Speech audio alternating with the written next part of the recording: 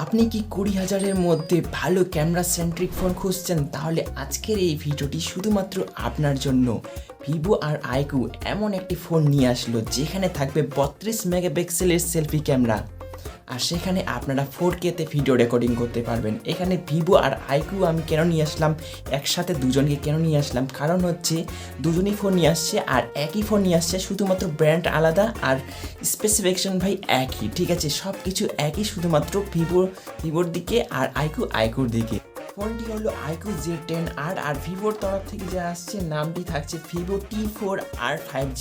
আর এই ফোনটিতে যে ডিসপ্লেটা ইউজ করানো হচ্ছে ভাই সাংঘাতিক, ঠিক আছে, 6.7 ইঞ্চির ফুল এইচডি প্লাস 120 রিফ্রেশ রেটের সাথে কার্ভ ডিসপ্লে, ঠিক আছে। এই ফোনটি কাদের জন্য আমি হালকা করে বলে দিই, এই ফোনটি তাদের জন্য যারা ফটো করবে, ভিডিও করবে, রিলস বানাবে, ভ্লগ বানাবে, যারা ভ্লগিংয়ের জন্য ফোন চায় তাদের জন্য কিন্তু এটা দুর্দান্ত একটা ফোন। 20,000-এর মধ্যে আপনারা 32 মেগাপিক্সেলের সেলফি ক্যামেরা পাচ্ছেন, 4K-তে ভিডিও রেকর্ডিং করার অপশন পেয়ে যাচ্ছেন, আর 50 মেগাপিক্সেলের main camera, dual camera set up থাকবে। আলট্রা ওয়াইড থাকবে কিনা জানি না, কিন্তু এখানে OIS থাকছে। আর টেলিফোটো লেন্স তো থাকবেই না, এই দামে থাকলে তো একদম সাংঘাতিক লেভেলের হবে, দুর্দান্ত, একদম ভাইরাল। ফোনটিতে যদি জলের ছিটে পড়ে বা ফোনটি যদি পড়ে যায় খুব একটা চাপ নেই, কারণ এখানে থাকছে IP68, 69 military grade shock resistant. আর এই ফোনটি পাওয়া যাবে দুটি কালারে, 5700 mAh ব্যাটারি, কারণ ফোনটি খুবই পাতলা তার জন্য এখানে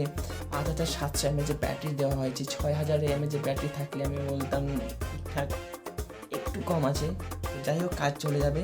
আর ডুয়েল স্টোরিও স্পিকার থাকছে, বাইপাস চার্জিং থাকছে, আর এখানে বিশেষ করে এখানে থাকছে কুলিং সিস্টেম। ভাই সাহাব 20,000-এর মধ্যে আমরা পাচ্ছি, আর এখানে থাকছে কুলিং সিস্টেম, এটাও কিন্তু একটা ভালো, ঠিক আছে। আর ফানটাচ OS 15-এর সাথে আসবে একদম। কয় বছরের অ্যান্ড্রয়েড আপডেট থাকবে সেটা বলা হয়নি, হয়তো 2 বছর বা 3 বছর থাকতে পারে।